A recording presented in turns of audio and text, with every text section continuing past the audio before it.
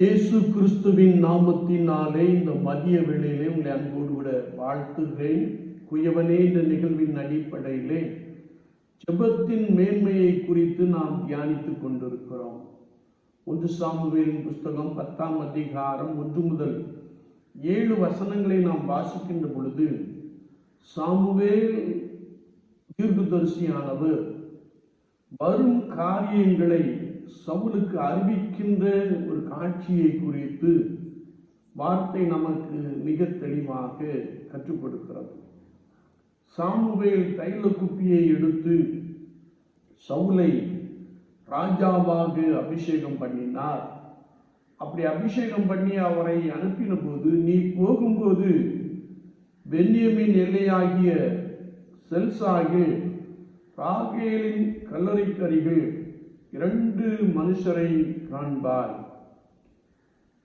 அவர்கள் உன்னை பார்த்து, நீ தேடப்போன கழுதை அகப்பட்டது, உன் தகப்பன் உனக்காக விசாரப்படுகிறார் என்று சொல்லுவார்கள். நீ பெத்தேலுக்கு தேவனை பணியும்படி போகிற போது 3 மனிதர்கள் உன்னை சந்திப்பார்கள்.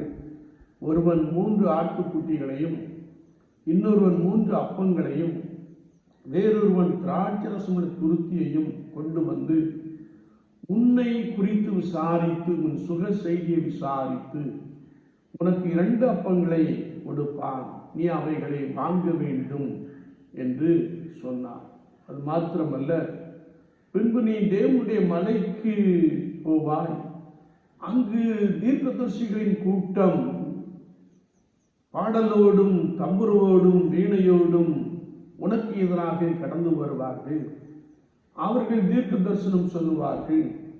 அப்பொழுது கர்த்தருடைய ஆவி உன்மேல் இறங்குவார், நீயும் தீர்க்க தரிசனம் சொல்லி வேறு மனுஷனாவாய் என்று சொல்லுகிற ஒரு வார்த்தையை நாம் வாசிக்கிறோம். என்னை கேட்டுக்கொண்டு இருக்கிற என் அன்பு சகோதரனே, சகோதரியே, கர்த்தராகிய இயேசு கிறிஸ்துவோடு கூட பரிசுத்தமாய் நாம் காத்திருக்கின்ற பொழுது அவர் வரப்போகிற காரியங்களை குறித்து மிக தெளிவாக அறிவிக்கிறார் என்று வார்த்தை நமக்கு மிக ஆழமாக கற்றுக் கொடுக்கிறது. விசுவாச வாழ்க்கை என்பது ஏதோ ஆலயத்திற்கு சென்று வருகின்ற ஒரு அனுபவம் அல்ல. அதை காட்டிலும் கர்த்தருடைய ஆவியானவரால் நிரப்பப்பட்டு அப்போஸ்தலனாகிய பரிசுத்த பவுல் சொன்னபோது, தீர்க்க தரிசன வரங்களை விரும்புங்கள், நாடுங்கள் என்ற வசனத்தின்படி அவைகளை நாம் விருப்பத்தோடு விட கர்த்தருடைய சமூகத்திலே காத்திருந்து பரிசுத்தத்தோடு கூட பெற்றுக்கொள்ளுகின்ற பொழுது ஆண்டவர் உங்கள் மூலமாக வரும் காரியங்களை அறிவிக்கிறவராக காணப்படுகிறார்.